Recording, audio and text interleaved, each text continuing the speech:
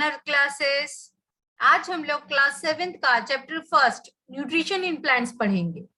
लेकिन video start करने से पहले मैं आपको बता दूं कि यदि आप इस चैनल पे नए हैं तो प्लीज चैनल को सब्सक्राइब करना ना भूलें और साथ ही साथ बेल आइकन जरूर दबाएं, जिससे आने वाले हर वीडियो की जानकारी आपको सबसे पहले मिल सके। तो चलिए वीडियो स्टार्ट करते हैं। Mode of nutrition in plants. Nutrition is the mode of taking food by an organism and it utilized by the body. There are two modes of nutrition. अब न्यूट्रिशन क्या होता है, ये हमने 6th क्लास में पढ़ा था कि डिफरेंट फूड कंपोनेंट्स जैसे कि carbohydrate, protein, fat, vitamin and minerals, इन सारे कंपोनेंट्स को हम न्यूट्रिशन कहते हैं, जो कि हमारी बॉडी के लिए बहुत जरूरी होता है। न्यूट्रिशन यूटिलाइज करने के 2 मोड्स होते हैं, ऑटोट्रॉप, heterotrophs. अब autotrophs क्या होता है? The organisms make food themselves from simple substance is called autotrophic nutrition. Therefore, they are called autotrophs. अब ऐसे ऑर्गेनिज्म जो अपना खुद का फूड सिंपल सब्सटेंस से बनाते हैं, ऐसे मोड को हम ऑटोट्रॉपिक न्यूट्रिशन कहते हैं और ऐसे ऑर्गेनिजम्स को हम ऑटोट्रॉप्स कहते हैं, जो कि अपना खुद का फूड खुद बनाते हैं। heterotrophs. A few plants and all animals are depend on other for their nutrition and are called heterotrophs. अब कुछ plants और animals ऐसे होते हैं जो कि अपने फूड के लिए दूसरों पे डिपेंड करते हैं। ऐसे plants और animals को हम heterotrophs कहते हैं। Photosynthesis, food making process in plants. अब प्लांट में जो फूड मेकिंग प्रोसेस होती है, उस प्रोसेस को हम फोटोसिंथेसिस कहते हैं। Leaves are the food factories of plant. Leaves पूरे प्लांट के लिए फूड बनाता है, फूड प्रिपेयर करता है, इसलिए लीव्स को प्लांट का फूड फैक्ट्रीज कहा जाता है। Tiny pores present on the surface of leaves, such pores are called stomata. Plant के लीव्स पे छोटे छोटे पोर्स होते हैं, छेद होते हैं, जो कि गैस एक्सचेंज करने में हेल्प करते हैं। इन पोर्स को स्टोमेटा कहा जाता है। The leaves have green pigment called chlorophyll. It helps the leaf to capture the energy of the sunlight. Leaves appear green in color because of green pigment chlorophyll. Leaves के अंदर green pigment होता है, जिसे कि chlorophyll कहा जाता है। Chlorophyll leaves को sun की एनर्जी कैप्चर करने में हेल्प करता है और chlorophyll की वजह से ही हमें leaves का कलर green नजर आता है। The process by which plants synthesize their food with the help of water and carbon dioxide in the presence of sunlight is called photosynthesis. अब ऐसा प्रोसेस जिससे कि प्लांट अपना फूड प्रिपेयर करता है with the help of water and carbon dioxide और sunlight की presence में, इस प्रोसेस को हम फोटोसिंथेसिस कहते हैं। अब यहाँ पे फोटोसिंथेसिस की जो प्रोसेस है उसका फॉर्मूला दिया गया है, carbon dioxide plus water. Plant carbon dioxide और वाटर का यूज करके अपना फूड प्रिपेयर करता है। अब एरो के ऊपर सनलाइट और क्लोरोफिल दिखाया गया है, क्योंकि प्लांट जो है अपना फूड सनलाइट की प्रेजेंस में प्रिपेयर करता है with the help of chlorophyll. Chlorophyll green pigment होता है जो कि सनलाइट की एनर्जी को कैप्चर करने में हेल्प करता है।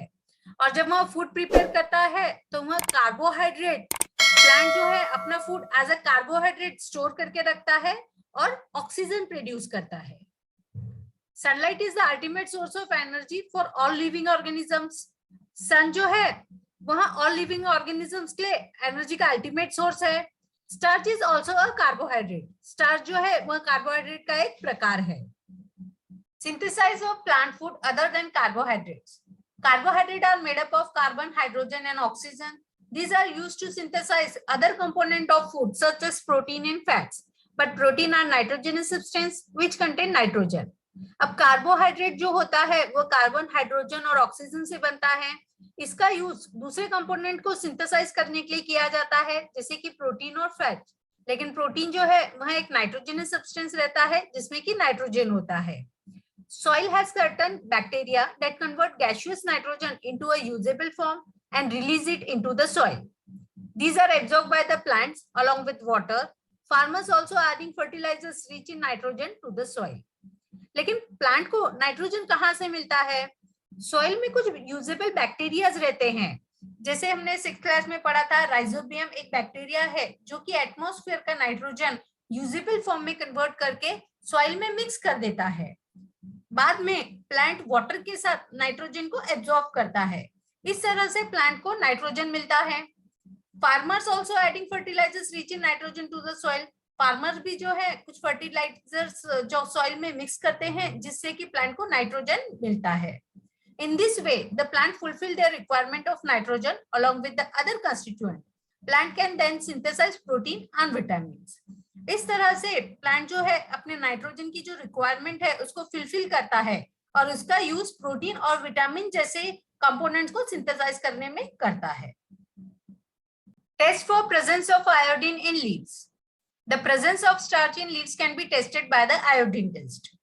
अब यहाँ पे आयोडीन लीव्स में प्रेजेंट होता है, इसके लिए एक टेस्ट की गई है।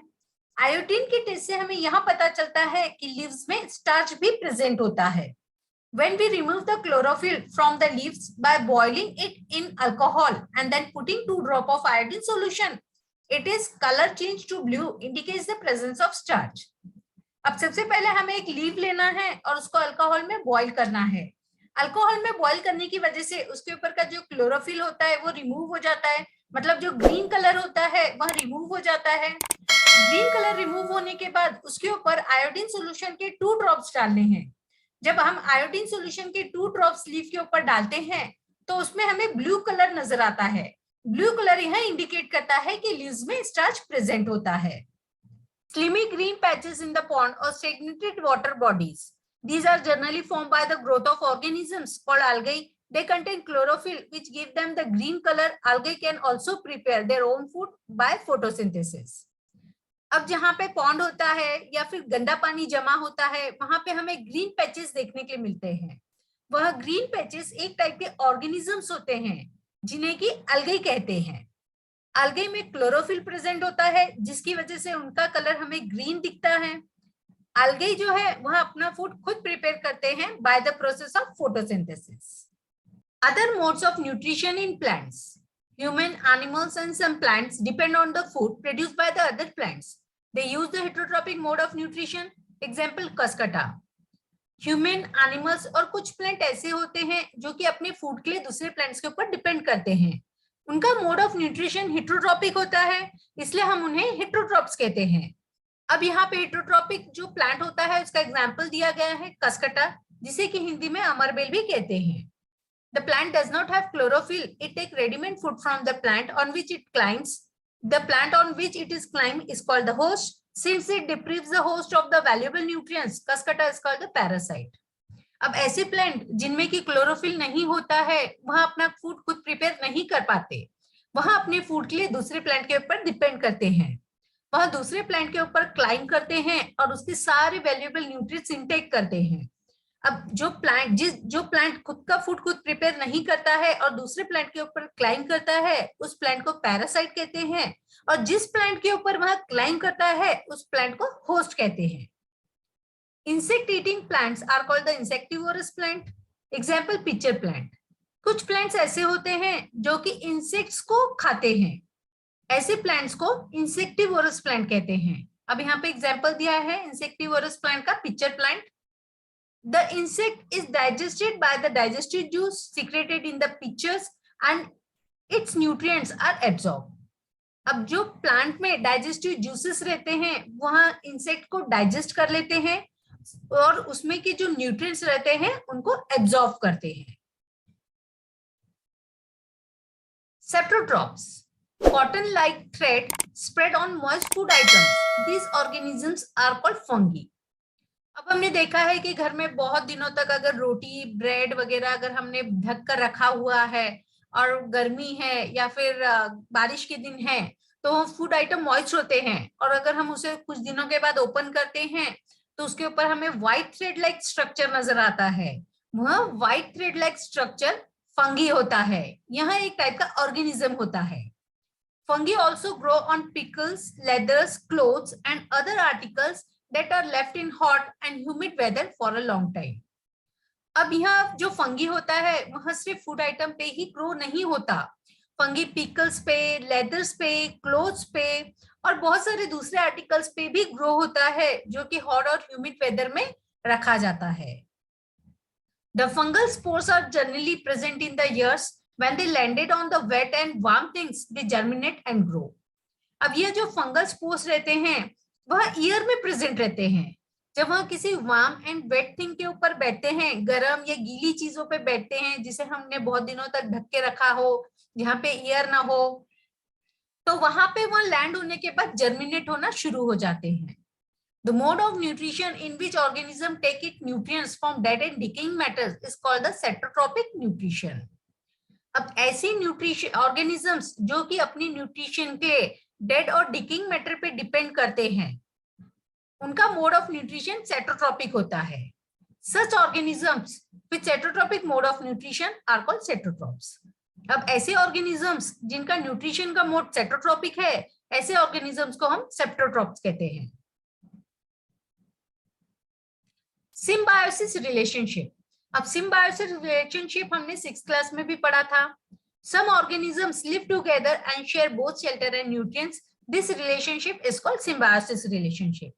अब ऐसे ऑर्गेनिजम्स जो एक साथ रहते हैं और शेल्टर और न्यूट्रिएंट्स को शेयर करते हैं, ऐसे रिलेशनशिप को हम लोग सिम्बायोसिस रिलेशनशिप कहते हैं। अब यहाँ पे एग्जांपल दिया गया है। In organism called lichens, a chlorophyll containing partner which is an algae and the fungus live together. The fungus provides shelter, water and mineral to the algae, and in return the algae prepare and provide the food to the fungus. अब fungus और algae एक साथ रहते हैं। Fungus algae को shelter, water, minerals provide करता है और algae जो है वह फूड प्रिपेयर करके फंगस को प्रोवाइड करती है। तो इस तरह से ये लोग शेल्टर और न्यूट्रिएंट्स एक दूसरे के साथ शेयर करते हैं।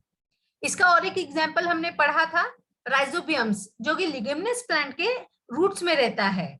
वह प्लांट को नाइट्रोजन देता है और प्लांट उसको शेल्टर देता है। How nutrients are replenished in the soil. Replenished का मतलब होता है रिफिल होना, परिपूर्ति होना। जब प्लांट सॉइल में से न्यूट्रिएंट्स को एब्जॉर्ब कर लेते हैं तो सॉइल में न्यूट्रिएंट्स किस तरह से रिप्लेनिश्ड होते हैं। Fertilizers and manures contain plant nutrients such as nitrogen, phosphorus and potassium, etc. So when fertilizers and manures are added to the soil, get enriched with the nutrients like nitrogen, phosphorus and potassium, etc. Fertilizers और manures में plant nutrients होते हैं। जब farmers soil में fertilizers और manures को add करते हैं तो soil nutrients से replenish हो जाते हैं। Nutrients are replenished by certain different microorganisms that are found in the soil or also by the death of certain bacteria such as the rhizobium. अब soil को कुछ microorganisms natural तरीके से भी replenish करते हैं। Microorganisms soil को nutrients से replenish होने में help करते हैं और कुछ बैक्टीरिया जब डेथ हो जाते हैं soil में तो soil उसमें का जो nutrients रहता है उसे भी absorb कर लेते हैं। इस तरह से सॉइल नेचुरल तरीके से भी न्यूट्रिएंट से रिप्लेनिश होते हैं। Keywords: autotrophic, chlorophyll, heterotrophs, host, insectivorous, nutrient, nutrition, parasite, photosynthesis, saprotrophs, saprotrophic, stomata. Summary: all organisms need food and utilize it to get energy for growth and maintenance of their body. Green plants synthesize food for themselves by the process of photosynthesis. They are autotrophs. Plant like Cuscuta are parasite. They take food from the host plant. Plant use simple chemical substances like carbon dioxide, water and minerals for the synthesis of food. Chlorophyll, water, carbon dioxide and sunlight are the essential requirements for photosynthesis. Complex chemical substances such as carbohydrates are the product of photosynthesis. Solar energy is absorbed by the chlorophylls present in leaves or plants. Oxygen is produced during photosynthesis. Oxygen released in photosynthesis is utilized by living organisms for their survival. Many fungi derive nutrition from dead and decaying matter. They are cytotrophs. A few plants and all animals are depend on other for their nutrition are called heterotrophs. यहाँ पे यह video खत्म हुआ। अगर आपको मेरा video पसंद आया हो तो इसे लाइक, शेयर, सब्सक्राइब करना ना भूलें। बेल आइकन जरूर दबाएं जिससे आने वाले हर वीडियो की जानकारी आपको सबसे पहले मिल सके। और कमेंट बॉक्स में लिखना ना भूलें कि आपको यह वीडियो कैसा लगा। Thank you from winner classes.